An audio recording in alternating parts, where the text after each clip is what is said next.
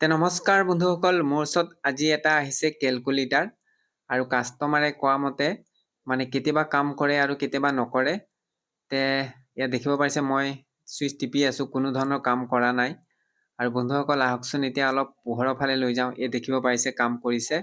আকৌ যদি আন্ধাৰৰ ফালে লৈ যাওঁ, পোহৰটো যদি কমকৈ পায় তেতিয়াহ'লে অফ হৈ যাব।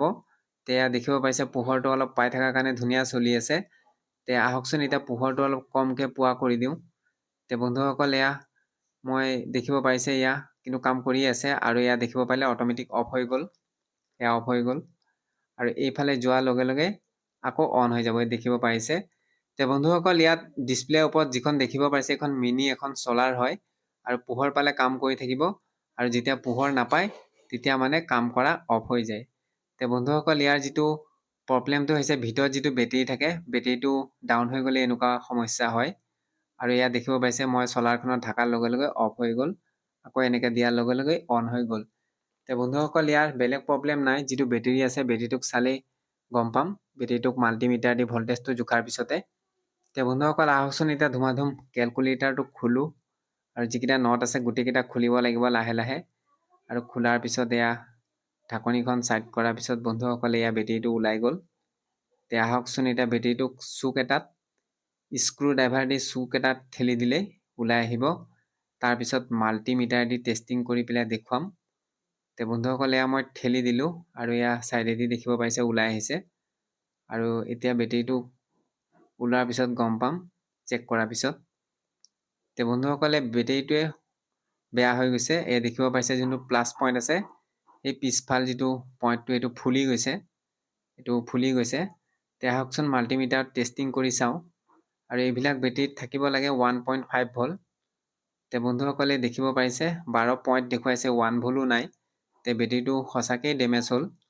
আহকচোন এতিয়া নতুন বেটেৰী এটা লওঁ।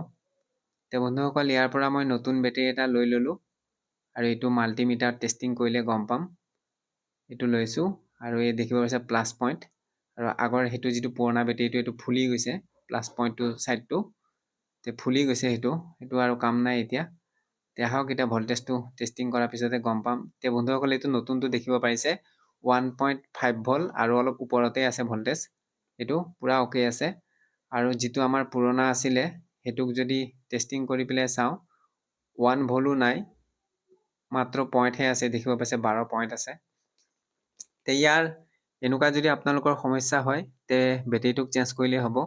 530 অলপ মাৰি পেলাই ধুনীয়াকৈ জেগাটো চাফা কৰি ল'ম আৰু ব্ৰাছ দি পেলাই ধুনীয়াকৈ চাফা কৰি লৈছোঁ।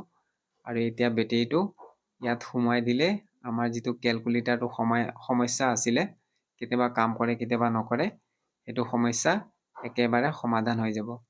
বন্ধুসকল ঢাকনিখন লগাই দিলোঁ আৰু যিকেইটা নট আছিলে নটকেইটাকো ধুমাধুম মাৰি দিওঁ। আৰু মাৰা হোৱাৰ পিছত আহক এতিয়া টেষ্টিং কৰি চাওঁ চাৰিওফালে। দেখিব পাৰিছে অ'কে হৈ গ'ল। আৰু দেখিব পাৰিছে এনেকৈও দিছোঁ, কোনো ধৰণৰ অফ হৈ যোৱা নাই আৰু আগতে যি অফ হৈ গৈছিলে। বন্ধুসকল এনেকুৱা সমস্যা হ'লে বেটেৰীটো চেঞ্জ কৰিলে কেলকুলেটাৰ ঠিক হৈ যাব। আজিলৈ এৰিলোঁ, ধন্যবাদ।